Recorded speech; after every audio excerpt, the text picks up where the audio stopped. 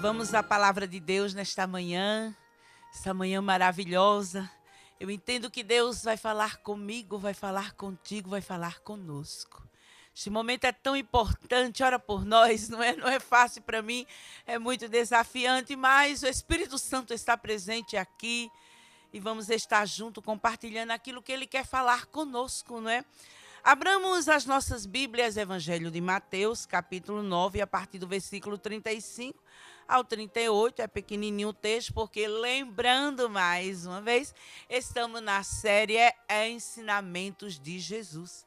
E vamos aprender com Jesus mais uma vez, é rico em detalhes os ensinamentos do Mestre, e quiséramos nós, ter condição de alcançar o quanto, entendermos, somos limitados, pequenos, mas o Senhor vai nos orientando, vai nos ajudando, e os evangelistas, Mateus, Marcos, Lucas, dá às vezes detalhes bons, maravilhosos, que nos servem tanto. Então, Evangelho de Mateus, capítulo 9, a partir do versículo 35, não é?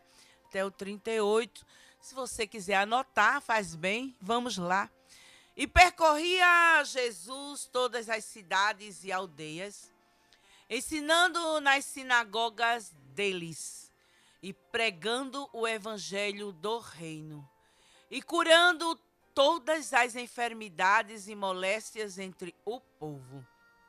E, vendo a multidão, teve grande compaixão deles, porque andavam desgarrados e errantes como ovelhas que não têm pastor.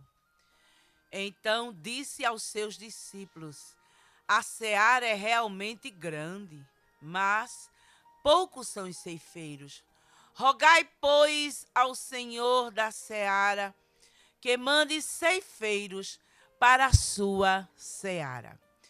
Querido, querida, a rota de Jesus em sua caminhada aqui na terra, quando ele se humanizou, sempre eu lembro isso, que os evangelhos, ao contar sobre Jesus, foi o momento que ele se humanizou, esteve aqui na terra entre a humanidade, e era sempre simples. Jesus sempre estava em movimento, variado, não é? E ele gostava de estar entre as gentes, em contato bem próximo com as pessoas, natural do Mestre. Jesus é lindo, gente.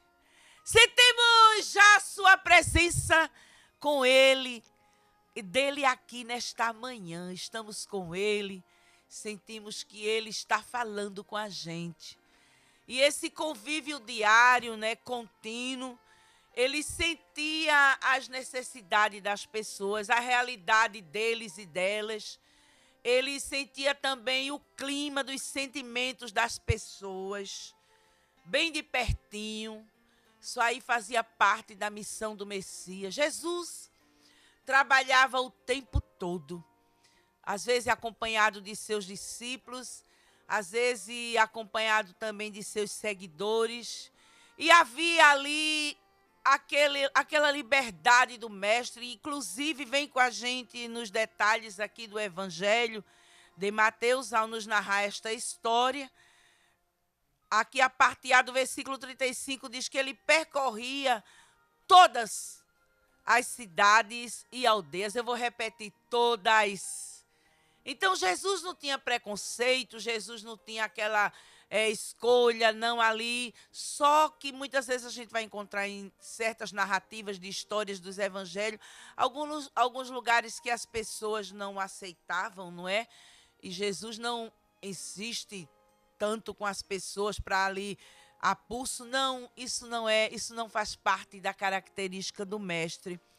Mas, ao se aproximar assim dessas pessoas, ele compreendia, não é, a maneira de cada um. E aqui já fica um aprendizado de que da valorização e o reconhecimento que Jesus ele dava às pessoas, a cada gente, cada um com seu jeitinho de falar, a cultura, a maneira como viviam, aquela pessoa urbana, as pessoas da cidade. Mas existia também os aldeões, existia o pessoal da área rural. Enfim, Não importava cenário, circunstância, situação.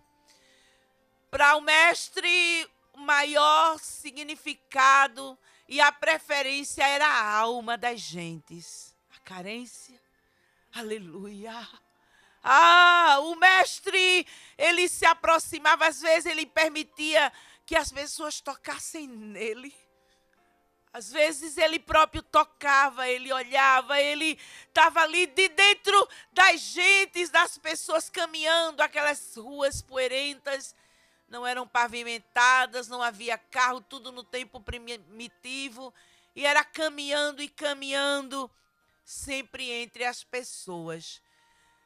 A parte B do versículo 35 nos diz também, a gente vai devagarinho mastigando, é gostoso isso. Vem com a gente nos detalhes, eu acho bom, não é? O Espírito Santo sobressalta dentro do texto esses detalhes. É que Jesus também entrava nas sinagogas deles.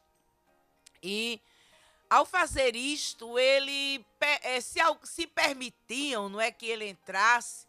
Sinagogas para ensinamentos eram sempre comumente abertas nos sábados e permitiam que Jesus entrasse, se davam liberdade para ele tornar-se o líder da reunião e ensinar as pessoas. O aprendizado aqui é forte para mim e para você. Segura aí nesta manhã.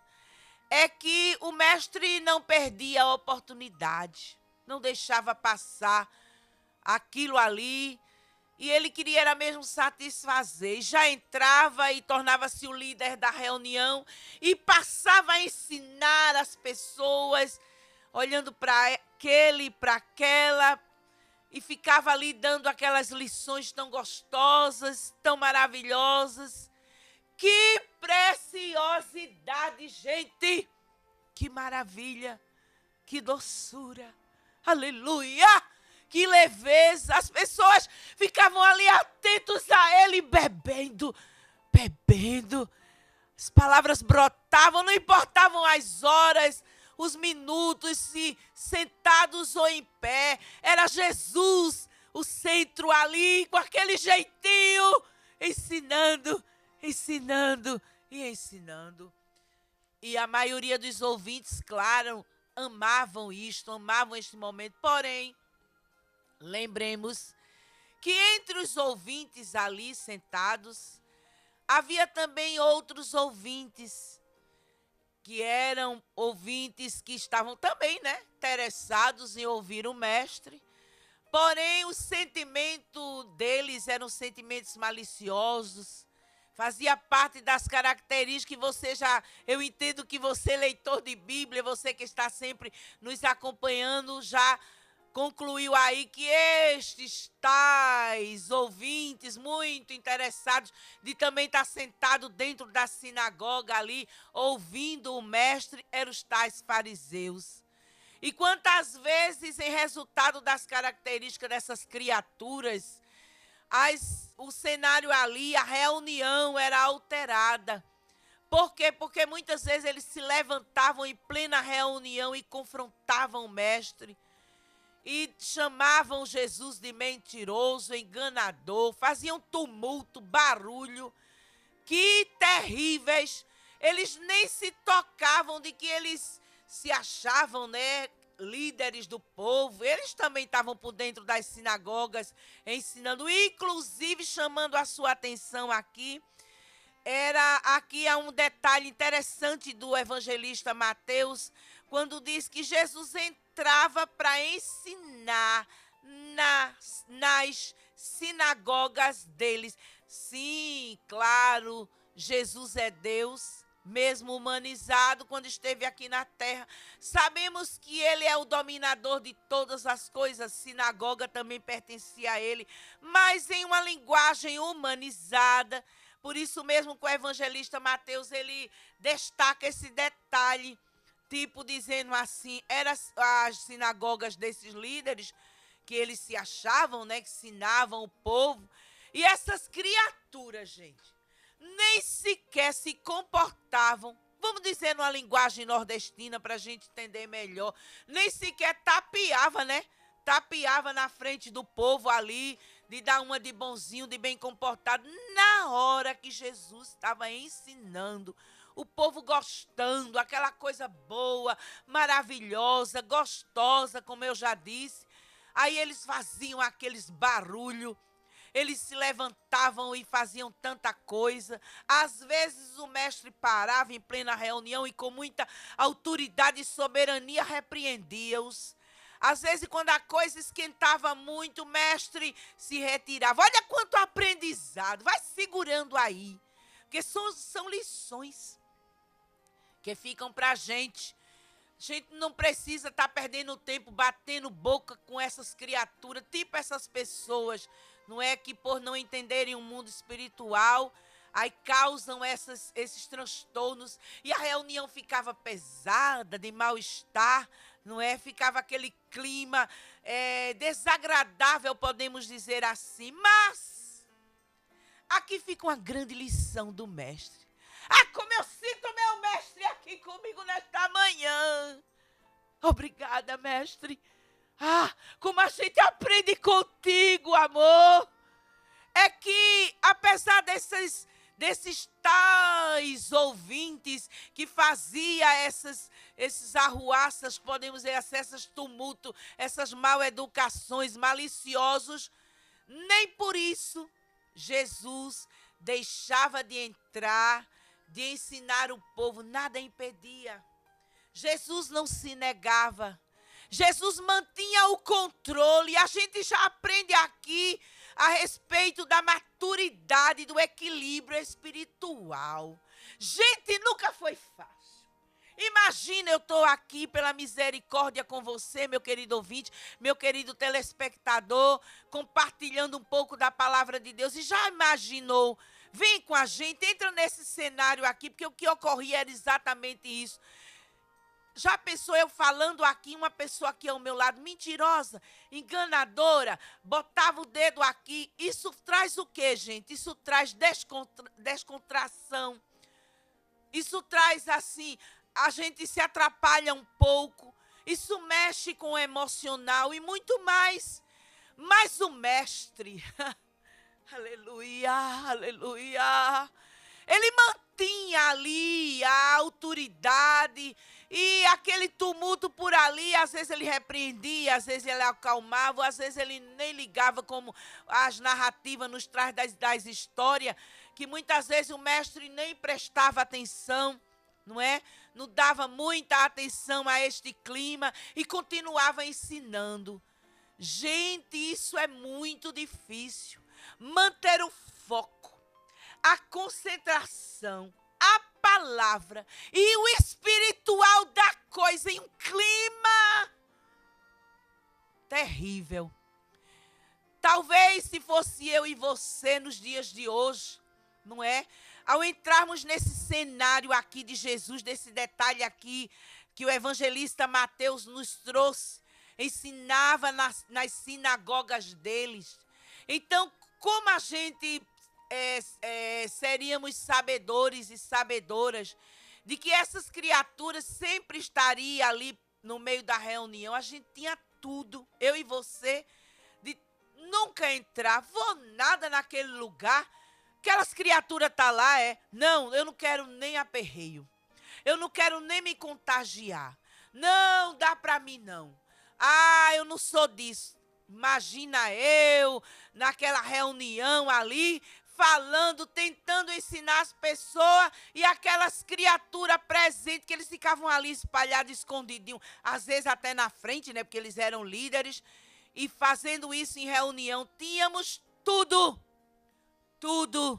para nos negarmos e nem querer saber de entrar, nem passar pela porta, né, da sinagoga. Mas, como a gente aprende com o mestre, nem por isso eu vou repetir aqui o detalhe dos ensinamentos que o evangelista Mateus nos trouxe. E ensinando nas sinagogas deles.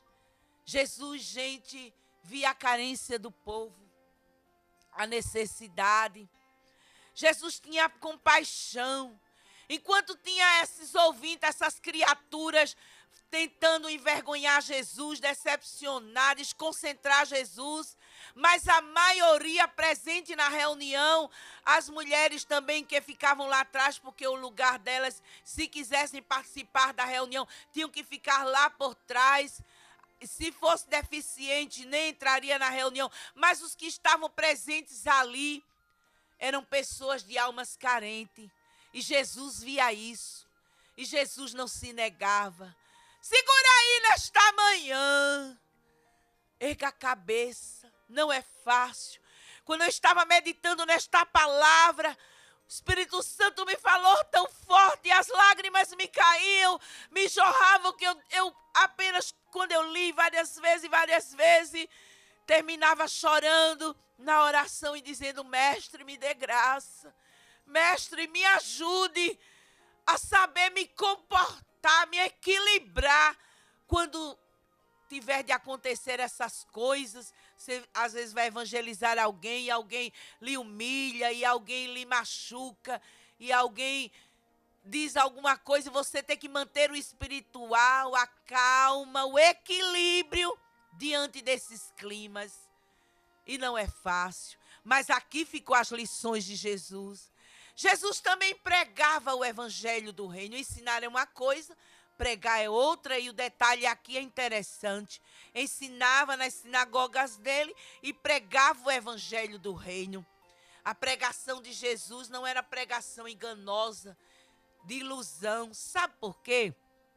Quando se fala em reino aqui na terra, já se pensa em glamour, já se pensa em luxúria, em fortuna, em riqueza, em vida boa, em coisa folgada, em tudo muito bonito, e parece não sofrer, e parece não se machucar, mas o reino de Deus é diferente. Quem estava ali pregando era o rei do reino. E o reino do mestre aqui na terra, quando ele viveu, se humanizou, este rei sofria perseguições, era humilhado, não era coisa de glamour, não era coisa de muitos aplausos. Claro, havia os que o amavam, que o abraçavam, que o aceitavam, que queriam estar com ele, ao lado dele, até ajudá-lo, até servi-lo, mas não era o tempo todo assim, mas não só tinha disso, e esta era a realidade do reino. Inclusive na oração do Pai Nosso, Jesus, quando nos ensinou a orar, ele diz ali nas expressões de seus ensinamentos: venha a nós o teu reino, assim na terra como no céu. Então não era reino de fantasia, de que vai viver bem, de que não vai ter problema, de que não vai ter machucado, não. Era a realidade das coisas. A pregação de Jesus era muito séria, era penetrante, era forte, era transparente, era real, era abrindo os olhos dos ouvintes e dizendo a realidade do reino. E que um dia iremos gozar, um dia estaremos no paraíso com ele, um dia estaremos livres de sofrimento, mas enquanto estivermos aqui na terra propagando o seu reino, não seremos muito entendidos, então seremos realmente muito afetados por sofrimento. Esta é a realidade do evangelho de Cristo, do reino de Cristo. Aleluia! Jesus também via as necessidades físicas do povo. E aqui o evangelista Mateus, ele nos dá este detalhe do que Jesus fazia. Ensinava, você pode repetir comigo até para não esquecer. Vamos lá, de casa, de onde você está me ouvindo, do raidinho, fazendo café ou fazendo já o almoço. Repita comigo: ensinava, pregava. Número 3, curava. E aqui tem dizendo curando e curando todas as enfermidades e moléstias entre o povo. Que bom! Estivemos aqui falando numa série sobre milagres de Jesus. E como foi gostoso falar sobre o que Jesus fez, o operar dos milagres. Quantas curas maravilhosas. Só que o Espírito Santo nos traz aqui as claras, deste detalhe aqui sobressalta alguma coisa aqui, e vem com a gente, quero compartilhar com você. é bem transparente aqui, dizendo que Jesus curava as enfermidades e moléstias entre o povo. Eu vou repetir, entre o povo. Então já segure a palavra aí nesta manhã. A enfermidade, a moléstia não é sua, não é minha. Cuidado para não viver dizendo minha dorzinha. Tem gente que a dor vem lá em São Paulo ainda, aí ele já bota a mão na cabeça, já anda devagar e fica contando para todo mundo o meu câncer, a minha dor, a minha depressão, a minha ansiedade. Aprendamos com o Evangelho de Cristo nesta manhã. Repare o detalhe aqui. Enfermidades e moléstias entre o povo. Então, as enfermidades, elas ficam entre a gente, tipo as viroses de hoje em dia, uma gripe, uma dor de cabeça, problemas do coração, problemas de câncer, diabetes, tantas e tantas enfermidades. Agora, nada de estar alimentando, botando dengue e até ficar acariciando a enfermidade, o meu carocinho, coisa nenhuma. Meu câncer, nada disso. Ele está atacando o meu corpo, mas não é meu, mas não é minha. Receba nesta manhã cura na autoridade do nome de Jesus. Faça força. Como eu sinto a presença do meu mestre aqui nesta manhã. E o Senhor diz para mim e para você, é isto aí, enfermidades e moléstias entre o povo, nada de meu, nada de minha. Levante-se dessa cama, levante-se desta cadeira. O Senhor é cura na tua vida, o Senhor é cura neste câncer que está aí, mas não é teu. O Senhor é cura nesta diabetes que te atinge, mas não é tua. O Senhor é cura na tua mente, o Senhor é cura na depressão que não é tua, na ansiedade que não é tua, está entre, mas nada disso é nosso. Somos atacados porque estamos aqui na terra, mas o Senhor pode realizar milagres. Aleluia! Está tão gostoso aqui nesta manhã. Aqui o versículo 36 também nos fala que Jesus via a multidão e teve grande compaixão deles. Vem com a gente também neste detalhe, vamos correr por causa da hora, mas é os detalhes, é gostoso. Os evangelistas, principalmente Mateus, ao escrever, ao narrar este texto, eles nos trazem, né, aqui a ver estes detalhes maravilhosos. Eu quero, junto com você, compartilhar, não é, para você que Jesus, ao ver a multidão, o olhar de Jesus, gente, era diferente. Não era porque às vezes está caminhando, está entre o povo, mas não está vendo. E Jesus também não tinha olhar de canto do olho. O que é isso? Comumente, não é? Isso aí nos notifica, isto aí se identifica para a gente. Aquele tipo de pessoa que você nota que lhe viu ou que está vendo algo, mas se faz que não viu. Significa olhar de fingimento. Mas Jesus não tinha essa característica. É aquela coisa de eu estar tipo agora aqui, se fazendo, estou lhe vendo aqui, mas faço que não estou lhe vendo. Aí alguém diz, tu visse ele ou ela, viu aí a expressão que teve? Olhar de canto do olho, olhar de fingimento. Mas Jesus, não. O olhar de Jesus é diferente, gente. Era aquele olhar que transmitia força. Ele olhava para as pessoas e via as necessidades. Ele via as pessoas por dentro. Segura aí nesta manhã. Ele está vendo o teu interno, a angústia que estás passando, o que tua alma está gritando. Eu entendo que às vezes a gente, para poupar preocupações na família, ou nos amigos, ou no trabalho, ou em outro ambiente, inclusive porque somos até ensinados a isso, de problemas não deve ser levado ao ambiente de trabalho, problemas não devem estar sendo compartilhados entre as pessoas. Então, por conta deste aprendizado aí, é muito certo, porque as pessoas não têm nada a ver com os problemas da gente. Então, a gente tenta sorrir, a gente tenta disfarçar, não é? Um pouco para não transmitir mal-estar em uma reunião entre a família, não trazer preocupação ou no ambiente de trabalho, mas por dentro está chorando. Por dentro está angustiado.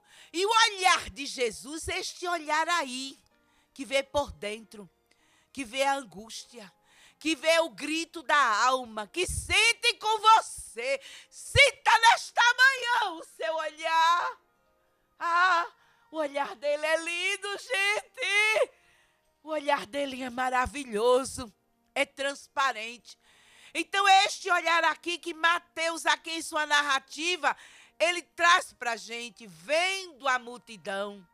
Ele estava ali, passava por um e por outro, dava aquele olhar para aquele, para aquela, para essa daqui, para esse daqui, para aquele que vai lá na frente, para aquele que está aqui atrás, para este que está aqui ao lado, para aquele que nem sequer se aproximou. E Jesus estava vendo, e vendo com o seu olhar. E este olhar dele, ele viu e teve grande compaixão. E a conclusão que ele tem é que essas pessoas andavam desgarrados e errantes como ovelhas que não têm pastor. E essa situação das pessoas era situação preocupante. Eu trouxe aqui aquela ajudinha que eu entendo que o ouvinte e o telespectador gostam. O significado da palavra desgarrados significa afastado de uma pessoa, de um grupo, de um rebanho, extraviado, separado, que saiu da rota, da trajetória, desviado, saiu da direção.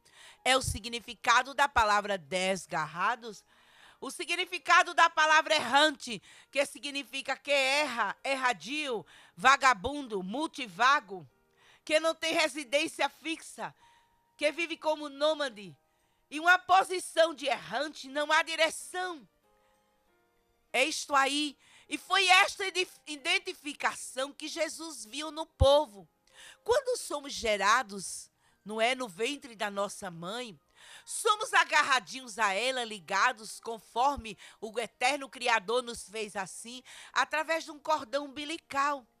E enquanto o bebê vai se desenvolvendo, o embrião, logo o embrião, depois o feto, até o nascimento ele continua agarradinho, ligado à mamãe por isso. A partir do momento do nascimento, já é desligado. Mas uma boa mãe que cuida, não é? Vai ter sempre o bebê próximo a si, a amamentá-lo, a dar carinho. Então, o ser humano, ele é criado assim, tipo agarradinho, aproximado. E no mundo espiritual, também é para ser assim. E Jesus viu isso, que as pessoas estavam ali caminhando, mas desgarradas. Sabe aquela coisa de estar no meio da multidão, mas se sentir sozinho, sozinha? Foi essa situação que Jesus viu. E viu que estavam desgarrados. E junto aos desgarrados, a característica também errante, sem saber o que fazer, sem saber para onde ir, sem saber qual a direção tomar. Esta era a situação das gentes, terrível. Jesus sentiu isso, gente. Jesus viu isso. Jesus se compadeceu desta situação. Versículo 37, ele um momento olha para os seus discípulos e chama-os a atenção. Então disse aos seus discípulos, versículo 37, palavra de Jesus, quando ele está ali caminhando com eles, os discípulos aqui ao lado, aqui atrás, ou um pouco mais na frente, mas sempre ao redor do mestre. E enquanto caminhavam, talvez os discípulos estivessem vendo aquela rosa do caminho, aquela pedra, aquela pessoa ali passando, mas o olhar de Jesus era diferente. Aí Jesus os chama-os ao seu olhar.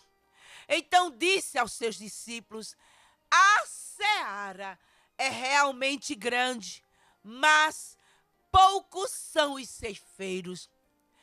ao chamá-los a atenção assim, Jesus quis gerar neles sentimentos também de compaixão, um olhar diferente, de ver estas necessidades entre as pessoas. Não era estar apenas vendo as gentes para lá e para cá andando, não. Epa! Olha, eu estou vendo que a seara é grande, mas é poucos ceifeiros, é poucas pessoas. Uma coisa também maravilhosa no aprendizado aqui de Jesus é que Jesus não dá carão neles. Jesus não os acusa. Jesus não disse assim: ei, bando de cego, vocês não estão vendo o que eu estou vendo? Se liguem, seus terra. Não, não. Isso não faz parte da característica de Jesus. Aleluia! Jesus é educado, gente. Aí Jesus disse: a seara, gente, é realmente Jesus daquele olhar assim. Meus discípulos, eu estou vendo que a seara é grande, mas são poucos os ceifeiros. Jesus não diz assim para eles: vocês não faz nada mesmo, vocês e nada é a mesma coisa. Não, não. Jesus primeiro chama-os. Versículo 38.